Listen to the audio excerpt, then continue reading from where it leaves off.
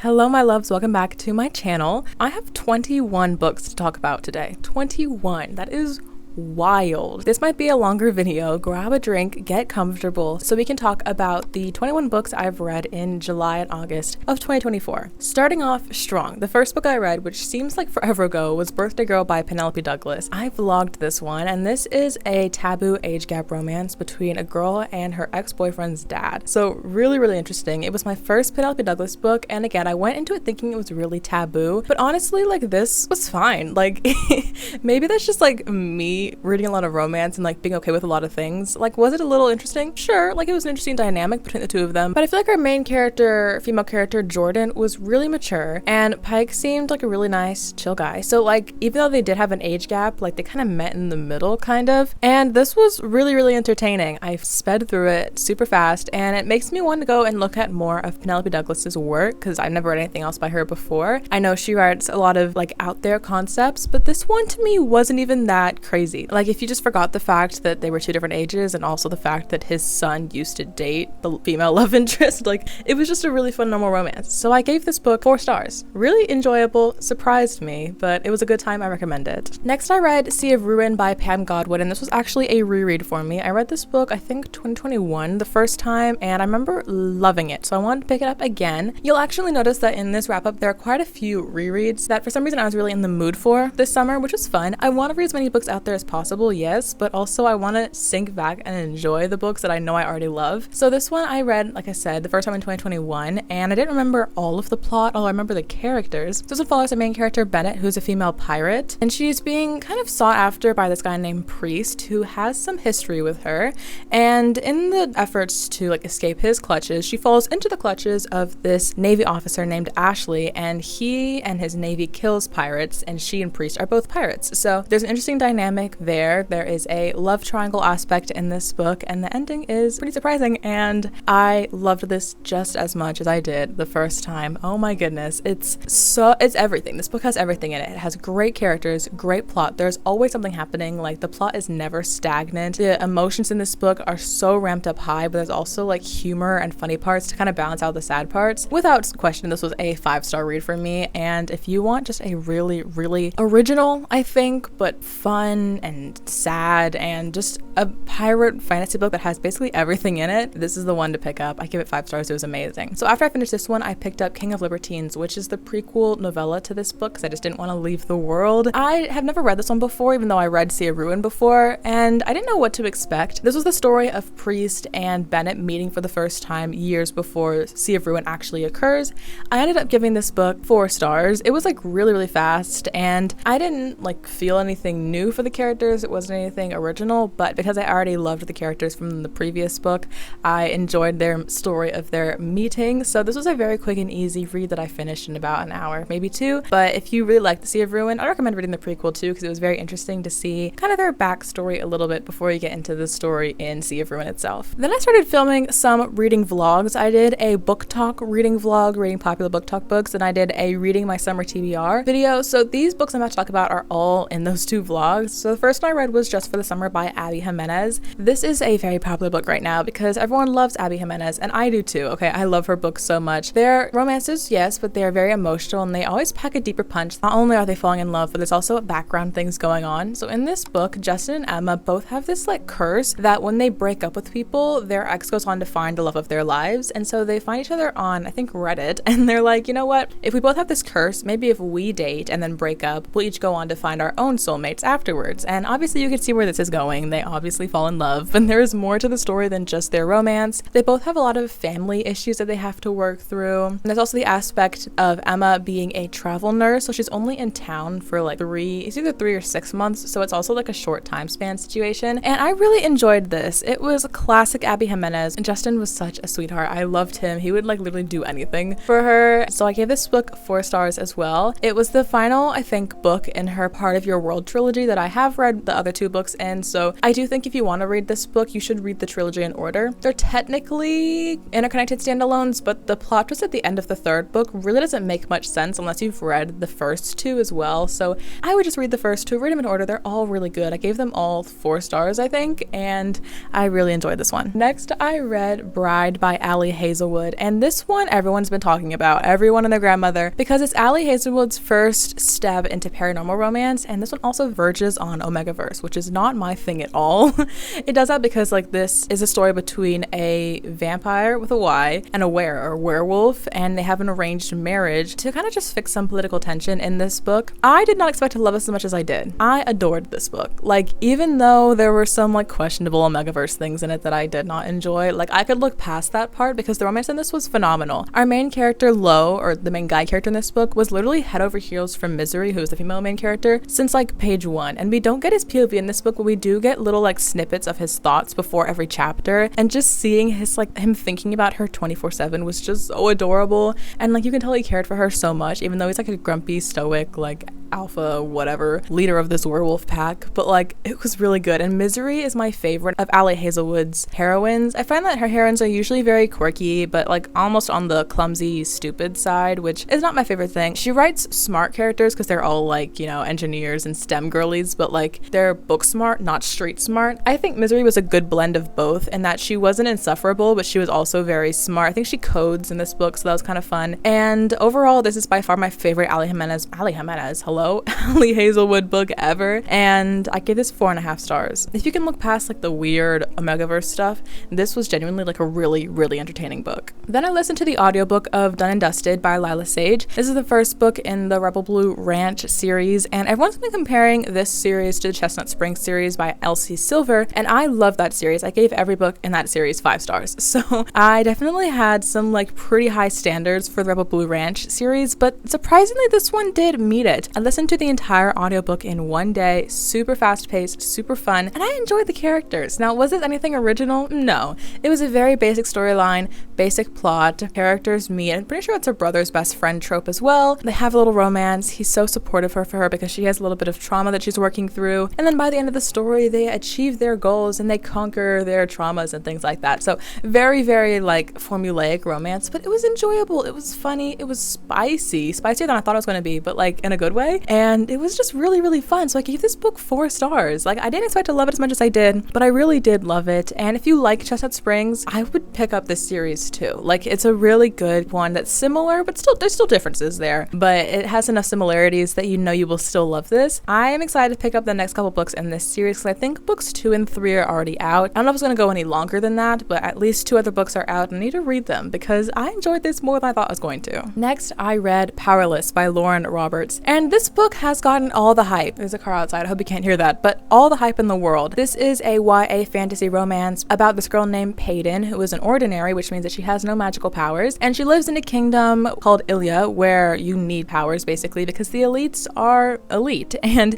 the ordinaries are basically treated as diseased people that need to be killed or gotten rid of because they are the ones that are ruining the elites. So main character Peyton, no powers. Then there's Prince Kai, who is the prince, and he's also the enforcer, which means that he is the one that does the dirty work for the king. Things occur, and she gets like swept into this trials where all the elites are put into these trials, games, and they have to compete. Pretty simple, pretty unoriginal plot. I enjoyed this book for sure. I gave it 4 stars, but I had some issues with it. While I love the characters, I love the banter in this, there's also a love triangle, but I mean, we kind of all know who's gonna be winning the love triangle because that's their point of view, but there were issues with the writing style for me. I felt like it was a lot of tell not show. It wasn't my favorite thing ever. I really enjoyed it. I had a really fun time with it and I liked the characters, but like the plot I thought was not original at all. We've all seen this plot before. Red Queen did this, Hunger Games did this, Serpent in the Wings of Night did this. Like everyone's been doing these like trial enemies to lover books, so like it wasn't the most original thing ever, but I still read it. 4 stars, enjoyed it, but I am going to be talking about the rest of the books in this series in the rest of this video, and I have some good news for the other books, so yeah, 4 stars for this one. After that, I read This Is How You Lose the Time War by Emil L. Motor and Max Gladstone. So this was the first book that I annotated in this video because I did an entire video about annotating for the first time with me, so I have a bunch of like tabs in here, and I ended up really loving annotating so much that I bought a whole set. Let me show you. Like this entire bag is filled with annotating tabs tabs, and I have since annotated 1, 2, 3, 4, 5 other books in this wrap up. So lots of annotating happening recently, and I've been really enjoying it. But although I vlogged this entire experience and I annotated it because I heard that it had really good writing, which it did have really, really beautiful prose in this book, unfortunately this book really lagged in the middle for me because it follows two time traveling agents. They have this like Romeo and Juliet romance relationship. We don't get much about the characters. They're literally just called Red and Blue, and we just kind of hear them write letters to each other through the time traveling. So like they will write a letter into the rings of a tree, or they will like send letters through like animals and things like that. Interesting concept, really cool idea, and it got pretty emotional at the end, but unfortunately like I didn't feel much at all. And because it was just Red writes a letter to Blue and then Blue writes a letter to Red, and it's just that for the entire book, like there's not much plot. It just got really repetitive, and it wasn't even that long, but I still got bored. So I gave this book 3.5 stars in the video that I made, but since I've dropped it down to just a flat 3-star, only reason that I gave it that was because the prose in this is genuinely very beautiful. There are lots of lines that I highlighted and stuff, but I just didn't love the story that much. So solid 3 stars. If you want beautiful prose, pick it up. If you want a good plot, maybe pass. All right, and the last book that I read in July was another reread. I reread Heir of Fire by Sarah J. Maas, and this is the 3rd book in my favorite fantasy series of all time, and I absolutely ate this up. I gave it 5 stars. Everyone is surprised, aka no one is surprised, because I love this series so much. But in the reread I also annotated it, which was super fun. There are not too many tabs in here, but I did a lot of highlighting and underlining inside these pages. This story is amazing. It's just so amazing. I can't talk about this series enough just to convince you that if you haven't read it, you need to pick it up. The thing is though, that since this is book 3, I can't say much about the plot because it would spoil a lot. All I want to say is our main character Selena in this book starts this book in a very, very low place in her life, but she gets sent off to this Fae island away from the mainland, and she meets this guy named Rowan, and Rowan is basically there to train her. The two of them in this book, the character growth they go through like makes me emotional to think about. This book I always like underestimated because it's kind of long. It's not that long, but like there's not that much that happens action wise. It is just a lot of training scenes. Now you do get a lot of other POVs in this book besides Selena. You get like other characters like Dorian and Kaol and stuff like that, but their chapters are like intermittently spaced between Selena, who is the main character, and it's mainly her story. Plot wise, not too much happens, but the character growth in this is phenomenal. We see Selena become such a powerful and just come into herself by the end of this book with the help of Rowan, and reversely she helps Rowan get through some of his trauma as well, and it's just such a beautiful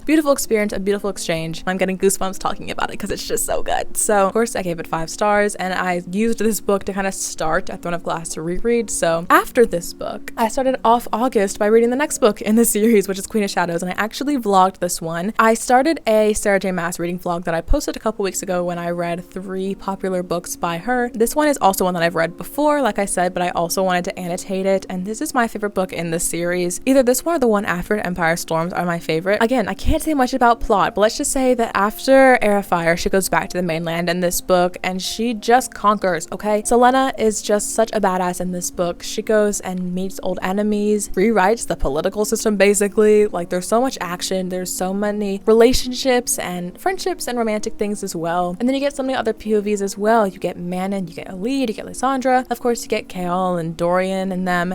And this is really when the series starts to really pick up because all of these characters are coming together. This book has so much like tension, scenes that just make you like kick your feet because you're just so excited about it. So I know this is the most vague explanation ever. Even like reading the back is a spoiler for the first couple books in the series, but let me just say this. If you haven't read anything by Sarah J. Maas, this series, Throne of Glass series, you need to pick it up. Take my word for it, you need to pick it up. Now, after those very, very chunky books, I picked up an even chunkier one, and that is House of Sky and Breath by Sarah J. Maas. Like I said, I was doing a Sarah J. Maas video, so this is one that I had picked up at the beginning of this year but DNF'd. A soft DNF. I know I was gonna get back to it, but it was just so much. Look how thick this book is, okay? This is like 800 pages of dense Sarah J. Maas writing, so it is a hard one to get through. The audiobook really helped me for this, but even picking it up at 40%, because like I said, I had started it earlier in the year. Even that last only 60%, still felt thick. It felt long. There's a lot to work through in this book. The plot is intense. If you want to read Sarah J Maas, this series is not the one to pick up first because there's just so much going on. And honestly, it got to a point that I was a little bit annoyed because so many characters, so much plot, so many like little side quests and things, and you're kind of a little bit lost in the middle of this book. So I was unfortunately leaning towards giving this like a 3.5 star, which is crazy for me because I love Sarah J Maas. She's my favorite fantasy author. And so like giving something 3.5 by her is like absolutely crazy. But the last single chapter, I was in tears. If you know, you know.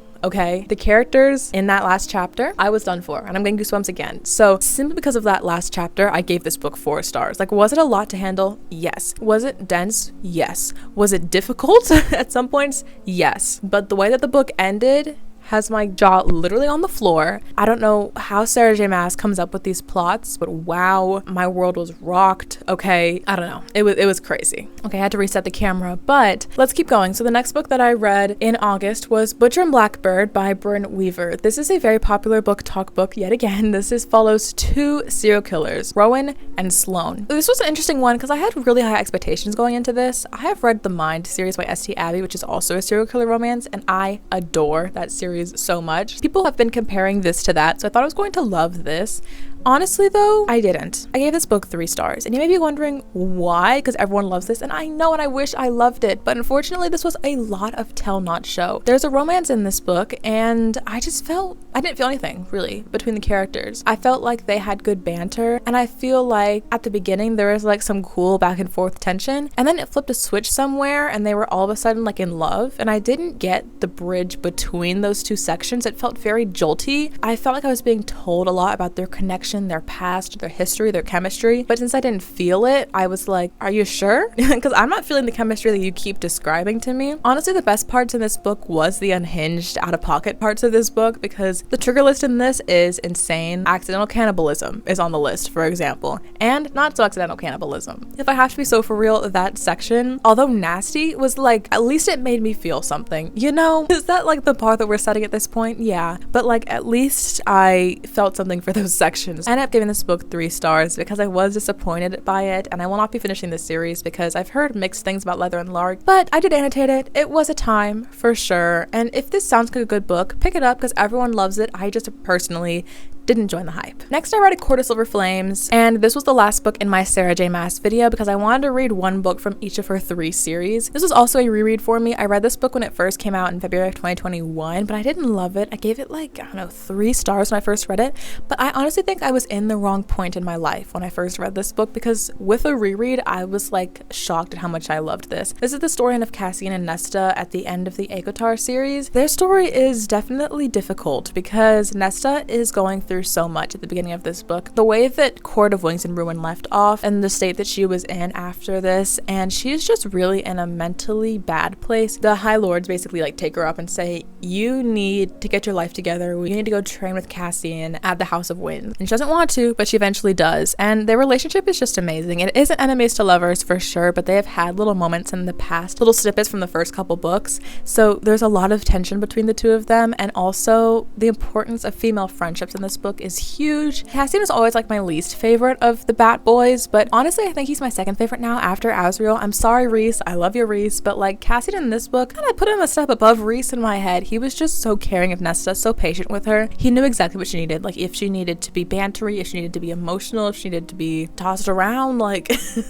he was completely always there for her and always protecting her, and just amazing. So I gave this book 4 stars. There were some plot points like politically in this book that I just simply didn't care about, but it was a better rating than I gave it the first time, and I enjoyed this a lot more than I did the first time, so I'm glad I gave it a reread and gave it a second chance, and then I loved it more on the reread. Next, I picked up an insane series, absolutely insane, and that is the Vicious Lost Boys series by Nikki St. Crow. It's on my computer over here. So I read them all on my Kindle. They are all Kindle Unlimited books, and they are all very short novellas that are like 200 pages ish, so really fast to get through, which is honestly why I finished the series in 1 month because it was 4 novellas and they were all terrible. Okay, I'm just gonna, spoiler alert, they were all very bad, but like bad in a funny way, which is why I finished it. The first book was The Never King, followed by The Dark One. And I'm putting these 2 books together because I don't remember the plot of either of these, like at all. This entire series follows the plot of our main girl, Winnie, who is a great descendant of Wendy from the story Peter Pan. And she goes off to Neverland and she meets Peter Pan and the Lost Boys. And there's also Captain Hook in this series. There's the crocodile, there's Tinkerbell, and then Tinkerbell's daughter, Tilly, and her brothers, Kaz and Bash. And there's also this guy named Vane, who is my personal favorite out of all of the like Lost Boy characters. This book is going to ruin your perception of Peter Pan in your head. I'm just telling you, like, the story is never going to be the same to you again. If you watch the movie, you're going to be thinking about this book because it is a dark, dirty romance. It's just a mess. It's honestly just a mess. And I still read the entire series. I don't even know how I completed it. I gave book 1 2.5 stars. I gave book 2 2.5 stars. And that 2.5 stars was generous because the writing is bad. The characters are mostly annoying.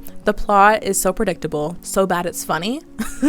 And so that's why I gave them 2.5 stars. It was a mess. It's a mess. I don't recommend reading these books at all. But if you want a mess, then maybe pick them up. In between the other 2 books in the series, I picked up Powerful by Lauren Roberts. So this is the novella after Powerless. Well, it takes place at the same time as Powerless, like in chronological like time, but the book was published after Powerless. So Powerful follows a character in Powerless, Adina, and her love story with this guy named Mikado, who we didn't know in the first book, but he shows up in this one. We don't get much of Adina in the first book, so it was interesting to see everything that happened at the same time as book 1 with her and this character. However, if you know how Powerless ends, you know that this is a sad book, and that's all I'm gonna say about it, is it's a sad book. Unfortunately, however, I did not feel anything for it though, and everyone went into this and everyone like cried and they were like, oh, it hurts, you know, to read. But I expected to cry, but I didn't. Part of it is that I just never really loved Adina, respectfully. Like, she was an okay character for sure. She's fun, she's quirky, but like, she's a good side character in my opinion. I don't think she ever had enough to like make her a main character. And Mikado in this book was also a decent guy, but like nothing crazy. So I never felt too attached to the characters. And because of that, like, I was honestly just like speeding through this to get it over with. I was just like, I don't really feel that much connected, but I'm gonna just finish it because it's in the series.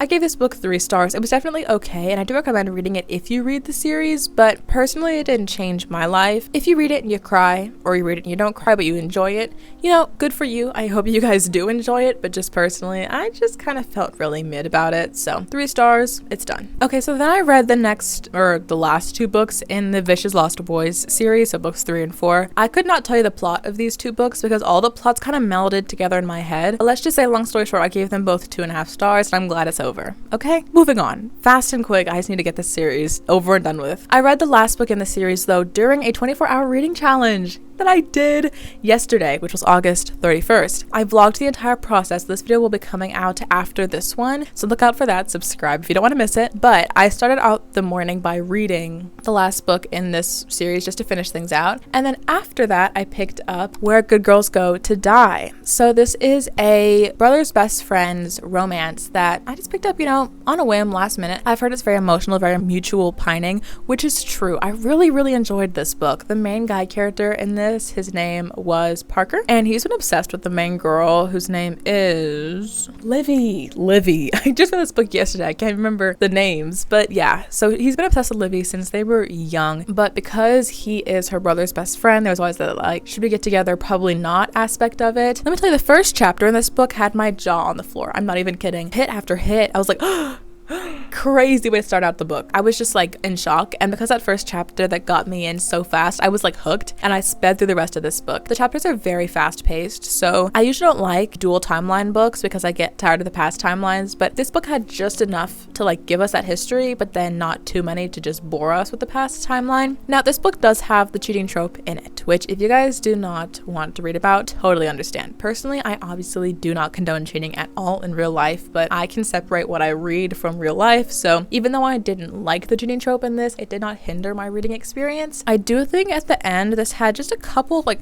just a few too many smut scenes at the end. It was a very fast-paced book, but I think the ending conflict almost wrapped up a little too quickly, so not the best pacing in the world, but it was super fun, super entertaining, and if you don't mind the cheating trope, I would recommend. Alright, just a couple more. So the next book I read during that challenge was Love of My Afterlife, and I don't want to talk too much about this book because I'm reading it in the next vlog that you're about to see. But this was a book club book that I'm in a book club, and this was our pick for August, so I had to finish it on the last day of August. I had definitely had some issues with this book for sure that I'll talk about in the vlog you guys will see, but I ended up giving this book 3.5 stars. It had a really, really sweet message to it about like if you're given a second chance at life, would you take it and what would you do with it? And I thought that the romance in this was sweet. Very predictable, a little bit annoying at times with the main character who's kind of naive and gives me secondhand embarrassment, but I do think it was a fun time. 3.5 stars, pretty good, and you'll see it in my next vlog. And then lastly, to finish out August, I read Reckless by Lauren Roberts. So good full circle because I've read all of the books in this series in the past 2 months, and now I'm just waiting for book 3 to come out. This book is another one I'm going to talk about in my vlog, so I don't want to say too much, but I will say that this one, in my opinion, was better than Powerless. Everyone prefers Powerless to Reckless. Everyone hates this book for some reason, but I think this was better than the first one. I gave this book 4.5 stars. It didn't give me that 5-star feeling, but it was so good. I ended up not annotating this book when I read it, but then after I read it, I had to go back in and annotate, which is why there are tabs in here. So I literally like went through the book a second time in the same day, highlighted, underlined, tabbed everything. It's just so amazing. This book is very little plot, very much character development. So if you prefer a plot-based book, I get why you'd prefer Powerless, but I am such a character person that I really appreciated this, and I'm so excited to move on into the sequel when that does get published, because the cliffhanger, babes, the cliffhanger at this had me in tears. I was indeed sobbing at the end. So that is it. Those are all the 21 books that I have read since July 1st of this year. So many good reads, so many good rereads, some very meh reads, but you know, you gotta have that nice even mix. I hope you got at least one good recommendation from this video. Let me know in the comments below what you've been reading recently. What's like a 5 or 4-star read that you've picked up recently? As always, subscribe, and I will see you guys in just a few days.